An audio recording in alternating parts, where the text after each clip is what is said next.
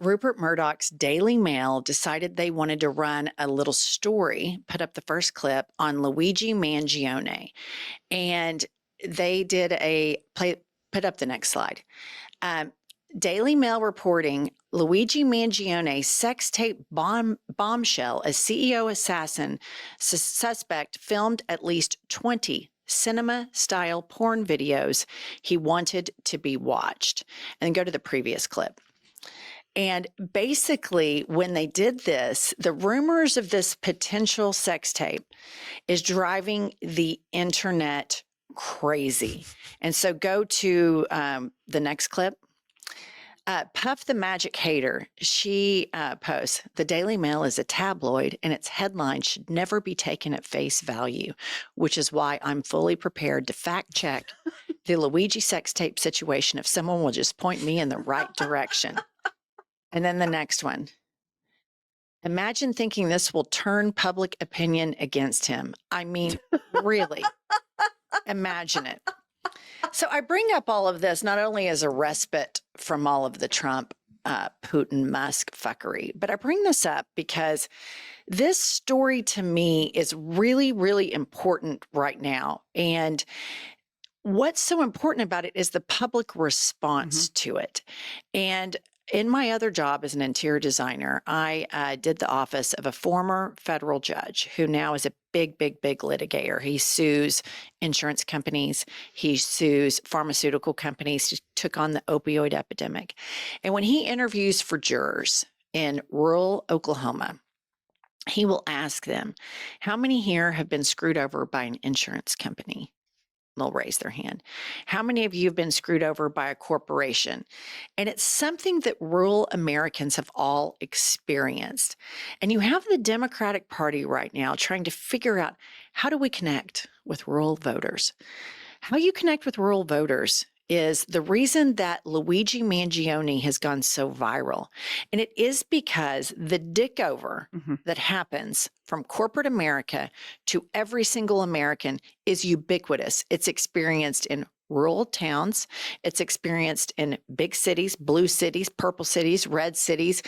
And it is the way forward, Democrats. A economic message that corporations are grifting off of us. And then the headlines just start writing themselves as Elon Musk rewards himself billions and billions of dollar contracts after he's already received so many subsidies and is firing hardworking Americans. Well, and you can add to that the tax plan presented by the Republicans, adding $4 trillion to the deficit so that 10 million people making $10 million more and billionaires and big corporations don't pay taxes. So they want to sit there and say, we want to take away your Medicaid. We want to take away your Medicare. We want to take away your Social Security. So our big corporations and billionaires don't have to pay taxes. Like you said, this shit writes itself. The reason so many, and there are millions and millions and millions of Luigi Mangione supporters, after the sex tape thing came out, they put up a GoFundMe to pay for his legal fees. And as of like 36 hours ago, it already had $750,000 in it. And the reason that he has millions of supporters, and think about this, he shot somebody in cold blood on the streets of Manhattan. At face value, that sounds terrible. And it is terrible. It's horrible. But when you find out the person that he shot used artificial intelligence to determine if somebody should live or not, when this person is a hardworking American that paid their health insurance every single month, and it was supposed to be there for them when they got sick, and it wasn't. It wasn't there for them. And they've watched their family members die. They've watched their friends die, or they themselves have been sitting there dying, trying to navigate this health insurance industry. And one of the more powerful things, I think, when Obama ran in 2008, I remember him talking about his mother. And this is before Obamacare, obviously. He was talking about his mother, and she died of cancer, sitting, getting chemo with stacks of papers and bills, trying to navigate her insurance plan so that she could get health care. And that was something that every American has experienced. And Americans, you need to know that we have a lot of international listeners. This is something they cannot understand. The moral shortcoming of the American government and the American people to provide health care, basic health care for its citizens. And I want to remind everybody, we are the most religious first world country. So you would think with all this Jesus stuff going on that we would have tip top healthcare free for everybody because that's what Jesus would want. But instead, we have a guy who has become internet and famous, who everybody thinks is a hero because he took on a man that played do you live or do you die with the American public? And he did it for money. And that is inherently evil. Now, Democrats, I'm not saying y'all come out and say, oh, we're all for Luigi, blah, blah, blah. I understand that we have to be the party of law and order, especially juxtaposing what is happening with the Trump administration. But my question to you Democrats is this, and my larger question to the American public is this: why isn't what this health insurance CEO, why isn't what he did criminal? Why is that not criminal? Now, you can sue them and all of these things, but Republicans will make sure they're protected. But why is it not criminal for insurance companies to do what they've done? And that's what the Democrats need to hop on. But then I start to think, well, they're beholden by corporations as well. And therein lies the problem. And this is what Bernie has been saying. This is what AOC has been saying.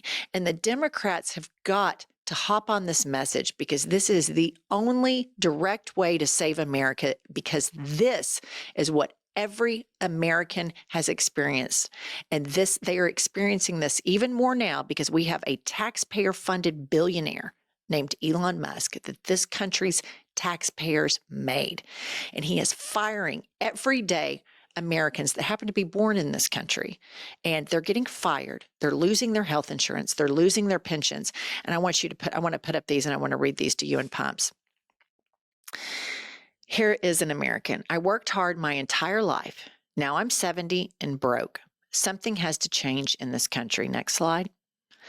I watch every penny as I walk the tightrope between income and bills. The margin for error is frighteningly thin. It's rough living life in mortal fear of the check engine light. Forgive me if I have a hard time when I see tech giants sitting down for interviews wearing $900,000 watches or hear billionaire broligarchs extolling the virtue of belt-tightening sacrifice. Read the rooms, dude. Millions of hard-working Americans are barely scraping by, and cutting SNAP, Medicaid, or Social Security certainly won't help. And Democrats, here's another message. The right always says, oh, the liberals are virtue signaling. Well, you know what the right does is they do this belt tightening signaling because they're going to be fiscal conservatives. But yet we also love Jesus. Fuck you if you're poor and fuck you if you're sick. The Democrats need to grow up here and take some fuck you politics straight to the corporations. Donations be damned, because this is the way to get these red counties. This is the way, because they have all been dicked over by corporations. It is a part of the American experience. Interestingly enough, you have this whole outcry. You don't hear from politicians. We are going to take on the reason the American people feel slighted and undermined. We are going to allow the healthcare industry and oligarchy in general to continue, because the wealth gap is, what is it like? 7% of all the money in America is with 7% of the people, and that's the oligarchy, and they're the ones making the decision. Elon Musk is making the decision. Where is the outrage that we have got to get these corporations paying their fair shares? We've got to stop with the subsidies. I haven't heard it, and I sure would love to, because I agree with you. Everybody has been fucked over by their insurance company. Auto insurance. whatever the case may be. The corporations have one service: to enrich the stockholders, not really to provide service for the people paying the bills. And I mean, everybody's been fucked over by the pharmaceutical That's company. right. The whole reason that we even have a fentanyl crisis is because of the Sackler family and because they're gaming the system to get OxyContin approved by the FDA. And they paid for that. And they did it because money talks, because in Donald Trump's America, in Jesus's America, people always value money over human beings. And nobody has been dicked over as much as rural Americans. And Democrats have got to take this message. Don't try to go put on cowboy boots and go to a gun show and be somebody that you're not. Go and speak to them about this. Go sit down and speak to them about these egregious power grabs and money grabs. And there now, any sort of protection that these people had to make sure their water was clean, that waste isn't being run off, and there's cancer clusters that pop up, all of that's been removed. And also all the reporting on that has been removed. We are in a very, very dangerous place. And the Democrats trying to play being somebody they're not is not the path forward. We have to have conviction in our beliefs. And this, to me, is the way forward. There is a reason that this guy who shot somebody in cold blood is so wildly popular in the United States of America. And that's because everybody understands what the person that he killed, everybody understands what he did, because we've all fallen prey to insurance fuckery. Everybody has. And it is an immoral, egregious shortcoming of this country. So I hope the Democrats, a few, listen here, but I'm telling you guys, we are in Oklahoma. This happens across every single state. Okay, stick with us. Please subscribe, and we'll see you all later.